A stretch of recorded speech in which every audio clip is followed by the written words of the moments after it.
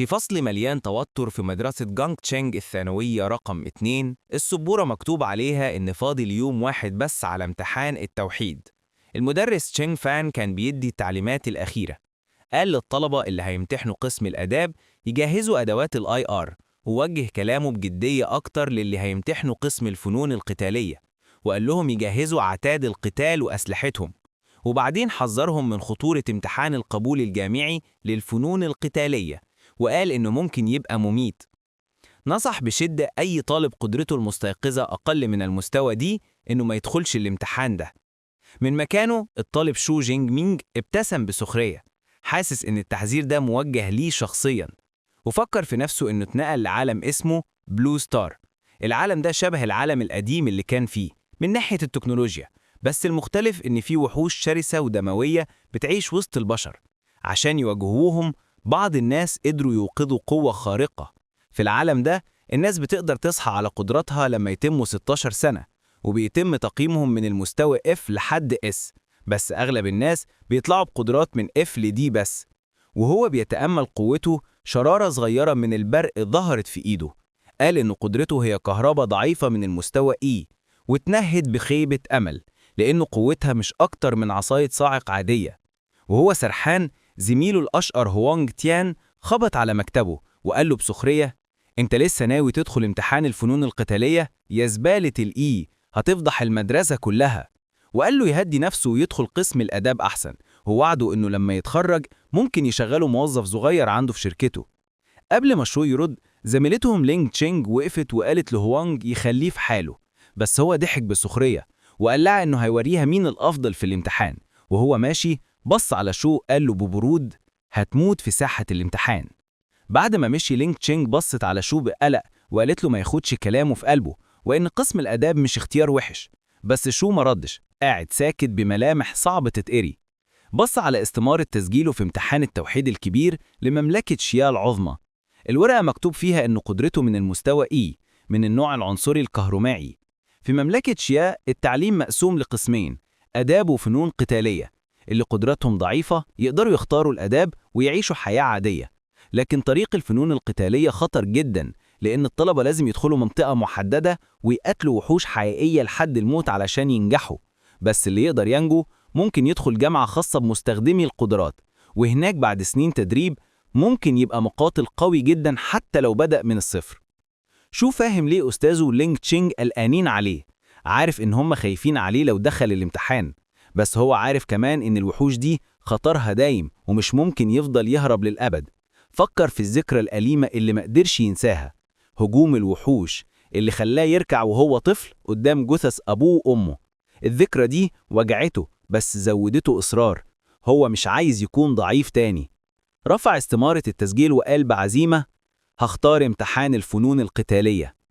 مع غروب الشمس كان شو جينج مينج في قاع التدريب بيتمرن بلا توقف على رمح طويل. مرة قدرته الكهربائية فيه، فبقى البرق الأزرق بيطلع من حواليه. صرخ وهو بيضرب ضربة قوية جدا، لكن التعب غلبه بسرعة. تنهد وقال: أنا تعبت قوي. وقع على الأرض والرمح جنجه.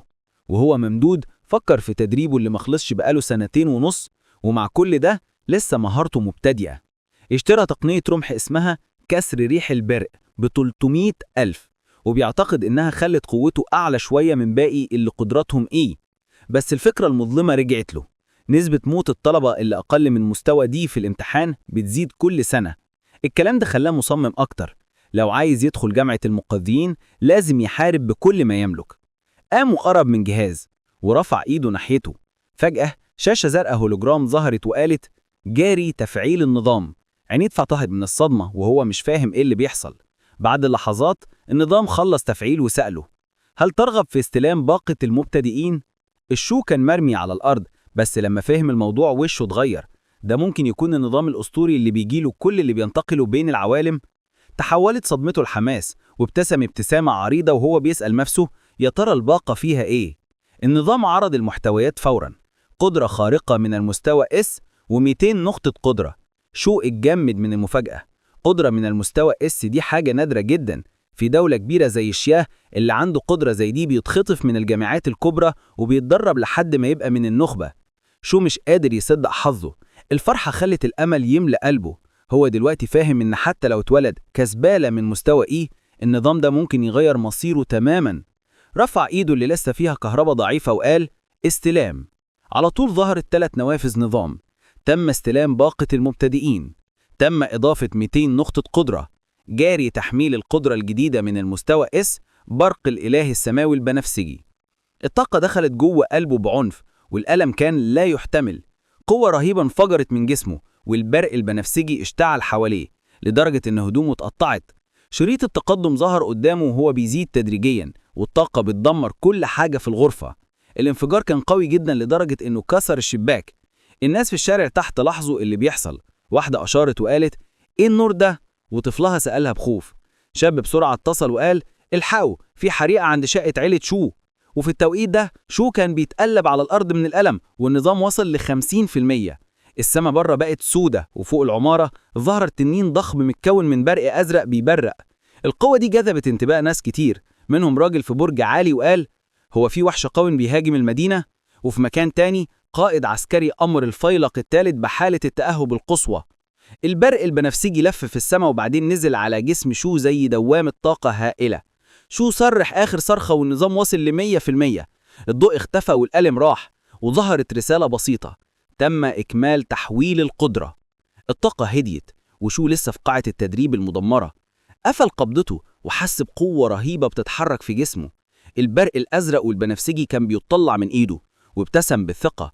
عارف إن القدرة دي مختلفة تماماً عن القديمة.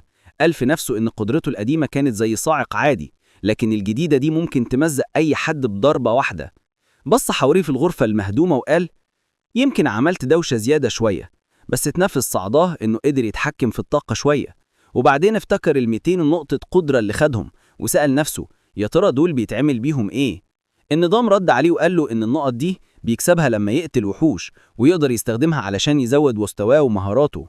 ابتسم بخبث وقال: نظام غش بسيط عجبني. قال للنظام يفتح له لوحة الحالة، وفعلا ظهرت شاشة فيها بياناته: اسمه، مستواه كمواقف غير مصنف، قدرته الجديدة اس، وعدد النقط ال200. والامتحان فاضل عليه يوم واحد بس. شو عينيه بدأت تلمع بالبرق، وقال في نفسه لازم يستخدم النقط دي بحكمة علشان يعلي قوته القتالية لأقصى درجة. البرق كان بيطلع من إيده وهو بيقول للنظام يوزع النقط. قرر يستخدمهم بعقل وقال: كل القدرات جاية من الجسم والعقل، يبقى أبدأ أعزز الاتنين دول. النظام يشتغل وأرقامه بدأت تعلى بسرعة. جسمه بقى قوي وروحه أنقى. طاقة بنفسجية غامقة لفت حواليه. اتنفس بعمق وقال بدهشة: ياه، إيه الإحساس بالقوة دي؟ رهيب. ضرب بنبوط إيده في الهواء، ودوامة من البرق الأزرق والبنفسجي انفجرت قدامه، أقوى بكتير من أي حاجة قدر يعملها قبل كده. النظام أكد التحديث: جسمه وصل 141 وروحه 160، وكل نقطة بتساوي 0.2 وحدة من الطاقة الحيوية أو الروحية. ابتسم وقال بثقة: بالقوة دي دخولي جامعة الموقظين بقى مضمون. بس سأل نفسه: أنا دلوقتي فين من باقي ال700 ألف طالب في المقاطعة، خصوصا العباقرة اللي بيتدربوا من صغرهم؟ قرر يعرف بنفسه. ركل رمحه اللي كان واقع، مسكه على كتفه وقال إنه رايح قاعة الفنون القتالية يختبر قوته الجديدة. وقبل ما يخرج باب شقته اتفتح برجلجة. 3 من رجال المطافي دخلوا بسرعة وهم مستعدين يطفوا الحريق. شو وقف مصدوم. القائد بص حواليه باستغراب وقال إن هم جايين بسبب بلاغ على الحريق هنا. شو بكل هدوء قال إن اللي حصل مجرد تدريب على القدرة وإن مفيش خطر. القائد صدقه، عارف إن الحوادث دي بتحصل كتير مع الموقظين، وقال في اللاسلكي لفريقه يرجعوا. وهو ماشي بص على شو بإعجابه وقال في نفسه: الجيل الجديد بقى مرعب، بيعملوا دوشة بالحجم ده وهم لسه بيتدربوا. وبعدها عربية المطافي مشيت بعيد والدنيا رجعت هادية، لكن شو كان عارف إن ده مجرد بداية طريقه الحقيقي. وهو ماشي في الشارع لابس زي المدرسة وشايل رمحه على كتفه، شو جينج مينج شاف جاره وعمه يانج اللي سأله بقلق: انت بخير يا ابني؟ سمعنا ان في حريقة عندكم امبارح. شو ابتسم وقال له بهدوء: ما تقلقش يا عمو، كله تحت السيطرة. عمو يانج لما شاف الرمح في ايده ضحك وقال له: برافو عليك يا شو، لسه بتتمرن حتى والامتحان بكرة، عندك حماس جامد اهو. الراوي وقتها شرح ان قاعات الفنون القتالية في العالم ده ليها أهمية كبيرة جدا، علشان أي موقظ يطور نفسه لازم يقوي جسمه وروحه مع بعض. القاعات دي بتوفر أماكن تدريب مجهزة، وده ضروري لأن مش كل العائلات تقدر تدفع تمن غرفة تدريب خاصة. أشهر سلسلتين في البلد هما قاعة الرعد والدب الوحشي. شو وصل لقاعة الرعد؟ الراوي يوضح إن قاعة الدب الوحشي غالية جدا ومخصصة أكتر لأولاد الأغنياء، أما قاعة الرعد فمجانية لكل طلبة الثانوية، علشان كده مشهورة جدا. ولما دخل لقى القاعة مليانة ناس بتتدرب، وكان فيها وش مألوف بالنسبة له. بنت شعرها اسود طويل وعيونها حمرة، كانت تانغ تشي بنت عمه. قرب منها وقال لها: انت بتعملي ايه هنا؟ اتخضت وقالت له: جيت مع صاحبتي بس كده زيارة خفيفة. ابتسم شو وقال له بلطف: تمام، استمتعوا انتوا، انا هروح غرفة التدريب. وهو ماشي بعيد، تانغ فضلت تبص عليه وقالت في نفسها: شكله متغير شوية. صاحبتها شياي ويا كانت فرحانة جدا وقالت بانبهار: ده وسيم جدا، هو مين ده؟ تانغ ردت: ده ابن عمي شو جينج مينج، في سنة تالتة زينا وعنده امتحان الفنون القتالية بكرة. شياي ويا قالت وهي بتحلم: واو، ده شكله ينفع حبيب مثالي. صاحبهم الولد ضحك وقال لها: ها، وقعتي في الحب من أول نظرة ولا إيه؟ قالت له وهي بتضحك: أكيد طبعا. تانغ قررت تنزلها على الأرض شوية وقالت لها: بس عارفة، قدرته المستيقظة من المستوى إيه بس. شايو يا صرخت: ياه، خسارة. الولد ضحك وقال لها: بس بصراحة شجعته تحترم، إنه داخل امتحان خطير كده بقدرة ضعيفة. تانج قالت: الشجاعة لوحدها ملهاش لازمة لما الخطر كبير للدرجة دي. وبعدها غيروا الموضوع وتانج قالت: يلا نكمل جولتنا في القاعة. شيايويا قالت وهي مبسوطة: أنا قضيت كل الثانوية في قاعة الدب الوحشي الغالية، بس قلت أجي هنا أستريح شوية قبل الامتحان الكبير. في الوقت ده شو لقى غرفة تدريب فاضية. وقف قدام هدف دائري كبير ومسك الرمح في إيده وحس إن الرمح خف جدا. اتأكد إن الرمح نفسه ما اتغيرش، جسمه هو اللي بقى أقوى بكتير.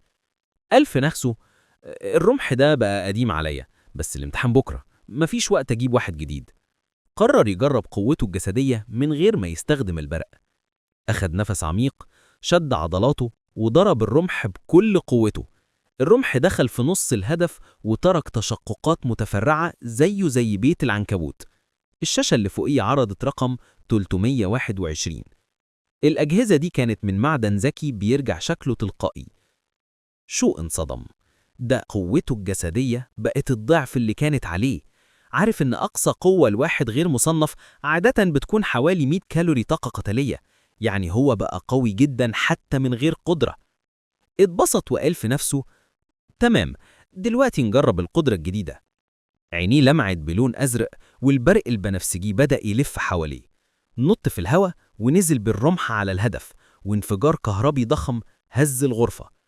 بص على الشاشة تاني، الرقم الجديد 3021.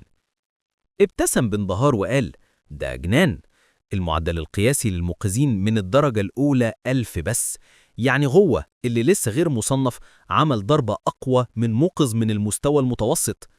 بس هو موقفش، البرق لسه بيطلع من جسمه، وقال بصوت عالي: ده مش أقصى حاجة عندي. قرر يستخدم حركته القاضية، ضربة بيدمج فيها كل حاجة: قوته الجسدية، قدرته، ومهاراته القتالية. ركز كل طاقته في الرمح اللي بقى متغطي ببرق بنفسجي ناري. لفه في دايرة كبيرة، ولما رس الرمح قربت من الهدف، البرق كله اتجمع في نقطة مضيئة واحدة، وصرخ: اكسر! وضرب. الرمح خبط في الهدف وانفجار بنفسجي ضخم غطى المكان كله. الانفجار كان قوي لدرجة انه عمل موجة صدمة شزت القاعة الفنون القتالية كلها. في القاعة الرئيسية الطلبة اتخضوا، وواحد منهم صرخ: ايه ده؟ زلزال؟ تانج وشياويا واصحابهم اتزحلقوا من مكانهم من شدة الهزة. الولد اللي معاهم حس بالطاقة وقال: دي طاقة موقظ حقيقي، مين اللي عمل ده؟ مفيش طلاب بالقوة دي هنا، كلهم في قاعة الدب الوحشي. تانج قالت: يلا نروح نشوف. مشوا ورا أثر الطاقة لحد ما وصلوا آخر الممر، ولما لفوا لقوا شو جينج مينج خارج من هناك ماسك رمحه وراسه متغطية بقماش. تانج نادت عليه بدهشة: شو انت هنا؟ رد بهدوء وقال: كنت بتمرن شوية، رايح أرجع أستعد للامتحان. قالها وهو ولا كأنه عمل حاجة. صاحبهم الولد قال بسخرية: سيبوه، واضح إن الطاقة دي مش منه. وأشار ناحية غرفة التدريب اللي شو طالع منها. راحوا كلهم يبصوا جوه واتصدموا. الغرفة كانت متدمرة بالكامل. الهدف المعدني المتقدم متفجر ومتكسر تماما، والحيطة اللي وراه فيها حفرة ضخمة مليانة ركام. المكان كله بقى أنقاض. لو الفيديو عجبك ما تنساش تدعمني بلايك واشتراك في القناة، واستنى الفيديو الجاي نازل قريب جداً.